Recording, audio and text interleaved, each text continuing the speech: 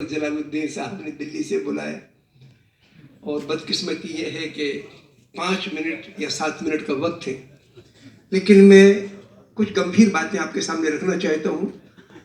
मैं सरहदी गांधी और महात्मा गांधी को पिछले 1400 साल का अहिंसा का नया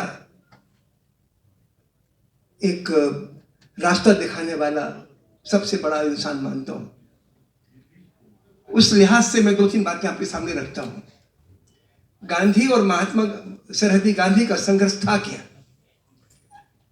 गांधी ने उसको हिंद स्वराज में लिखा भी, लेकिन मैं उसको जरा सरल अल्फाज में आपके सामने रखूं। हिंदुस्तान की जो हुकूमत है या दुनिया के किसी भी मुल्क की जो हुकूमत है, वो भगवान की तरफ से दी गई कोई खैरात नहीं है। जनता के खून पसीने पर पलने वाली एक जमात है। तो प्रधानमंत्री या गृह मंत्री या मंत्री या पूरा निजाम ये ना समझ ले कि उनको जनता को कुचलने का हक है। हुकूमत ये थी, हमारे 300 बरस का इतिहास है इस दुनिया का। पिछले 300 बरस में साम्राज्यवाद ने जनता को रौंदा है, मुल्कों को गुलाम बनाया है। गांधी क्या कहता था? अंग्रेज भले ही बैठे रहे, लेकिन हमारी हुकूमत साम्राज्यवादी ना होके जनमुखी हो, क्योंकि जनता के खून पसीने पे चलती है हुकूमत। लिहाजा इसका फर्ज है कि ये जनमुखी हो, अकाउंटेबल हो यानी जवाबदेह हो,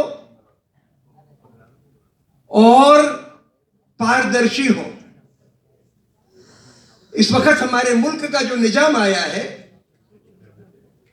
वो इस पैमाने पर अंग्रेजों की टक्कर का बैठता है।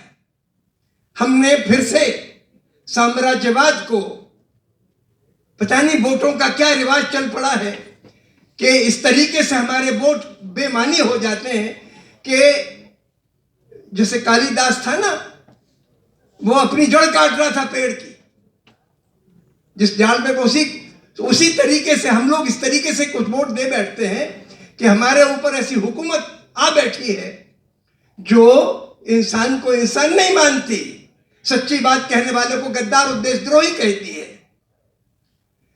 जो बात जिसके खातिर 10 साल बादशाह खान को पाकिस्तान की जेल में गुजारने पड़े और अंग्रेजों की जेल में गुजारने पड़े, वही हुकूमत आज हमारे मुल्क के सच बोलने वालों के साथ सलूक कर रही है। मैं समझता हूं कि इस मुल्क में जो पैदा हो गया या धरती के किसी खित्ते में पैदा हो गया, उसको मुकम्मल आजादी से और इज्जत से जीने का हक है। ये भगवान का दिया हुआ है, अल्लाह ताला का दिया हुआ हक है, किसी की खैरात नहीं है। ये मुल्क हिंदुओं का है कि मुसलमानों का, ये बात कतई बेमानी है, टोटली बेमानी है। सिर्फ शैतान इस बात का सवाल उठाता है, दिल्ली के व्यापारी उठाते हैं। जब मैं पिछले दिनों सीए के सवाल पर कुछ पर्चे बांट रहा था, तो हमारे मुनीरका के बाजारों में व्यापारी कहने लगे कि जब पाकिस्तान बन गया तो ये मुसलमान पाकिस्तान क्यों नहीं चले जाते हैं, क्यों उपद्रव करते हैं। मैंने कहा आप समझ लें, हिंदुस्तान मुसलमानों ने नहीं बंटवाया था, आप जैसे लोगों ने बंटवाया था, जो अंग्रेजों की खिदमत करते करते हिंदुस्तान की आजादी के आंदोलन को कुचलने पे आमादा थे। हिंदू और मुसलमान दोनों रईस तबके, इनको बर्दाश्त नहीं था हिंदुस्तान का आजाद होना। लिहाजा इन्होंने धर्म के नाम पर एक ऐसी सूरत पैदा कर दी। तो भी बंटवारा हुआ क्या? बंटवारा सिर्फ इतना ही हुआ था कि 4 सूबों की हुकूमत मुस्लिम लीग के हाथ में रहेगी और बाकी मुल्क की हुकूमत कांग्रेस के हाथ में रहेगी। ये अवाम का बंटवारा नहीं था, हुकूमत का बंटवारा था। हम पे थोपा जाता है हमें जलील करने के लिए कि कांग्रेस ने मुल्क को बंटवा दिया, मुसलमानों ने बंटवा दिया। हमें इस पागलपन से, इस हिकारत से ऊपर उठना है। ये आजादी की लड़ाई या हुकूमत का चरित्र बदलने की लड़ाई जो गांधी ने खड़ी की थी, सरहदी गफ्फार खान ने जो लड़ाई रखी थी हमारे सामने, जिसमें उन्होंने अपनी जान की बाजी लगा दी, वो लड़ाई अभी खत्म हुई नहीं है। उसका नया दौर शुरू हो रहा है और इस वक्त हम कॉरपोरेट साम्राज्यवाद के दौर में जी रहे हैं। कॉरपोरेट वाले ही आरएसएस जैसे संगठनों को खड़ा करते हैं, मुस्लिम लीग जैसे संगठनों को खड़ा करते हैं, और आज वही पूंजीवादी या रईस तबका इनको बिठा रखा है गद्दियों पर।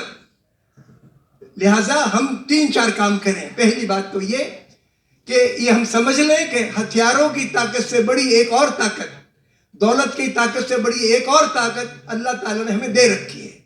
वो ताकत है रूह की ताकत, सच्चाई की ताकत। हमें हर बच्चे, लड़के लड़की में ये जज्बा पैदा करना है कि सच कह सके, सच बोल सके। 1000-2000 आदमी मर जाएंगे। गांधी ने तो सन 42 के बारे में कहा कि 10 लाख लोग भी मर जाएं इस जद्दोजहद में, तो भी हमें साम्राज्यवाद से लड़ना है। 10 लाख का टारगेट था गांधी का कि 10 लाख लोग शहीद होंगे। मैं चाहता हूं कि हमारे मुल्क के आप सारे के सारे लोग जो है बैठे हैं, और आपके बच्चे और आपसे जो जुड़ने वाले लोग हैं, वो इस बात की तैयारी करें कि हमें इस हुकूमत का जो जुल्मी निज़ाम है कि संस्थाओं को ख़त्म करो, सच बोलने वालों को गद्दार कहो, जेल में डालो, उन पर मुकदमे न चलने दो, कचहरियों को फैसले न करने दो, कश्मीर को ही अपने देश के आदमियों को गैर बता के उनके ऊपर जुल्म ठोको और बाकी मुल्क में जश्न मनाओ। इस तरीके का माहौल, किसानों के ऊपर जो जुल्म हो रहा है उसकी कोई सीमा नहीं है।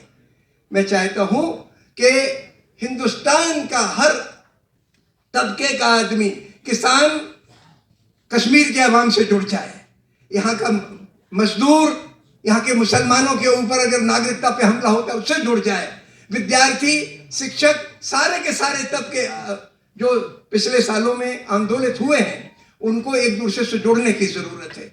अगर हम जुड़ेंगे एक दूसरे से, लेकिन मॉब मेंटेलिटी ना बनाए कि हम सब जुड़ेंगे तभी ताकत आएगी। हर इंसान में अल्लाह ताला ने ताकत दे रखी है सच बोलने की। आप तन्हा भी हो पूरे शहर में, 2 करोड़ की आबादी होगी बंबई की या दिल्ली की, तो भी मैं समझता हूं कि हम में से हर एक ये हौसला रखे कि आप सच बोलेंगे, पिटेंगे, जेल जाएंगे, मरेंगे, लेकिन मुल्क को आगे ले जाएंगे। अभी हमें हुकूमत को जवाबदेह बनाना है, डेमोक्रेटिक बनाना है, जिसमें हर शख्स की आवाज़ हो, ऐसी बनाना है। उसके लिए हमारा आंदोलन, हमारी कुर्बानी ज़रूरी है। बहुत बहुत शुक्रिया, आपने मुझे वक्त दिया।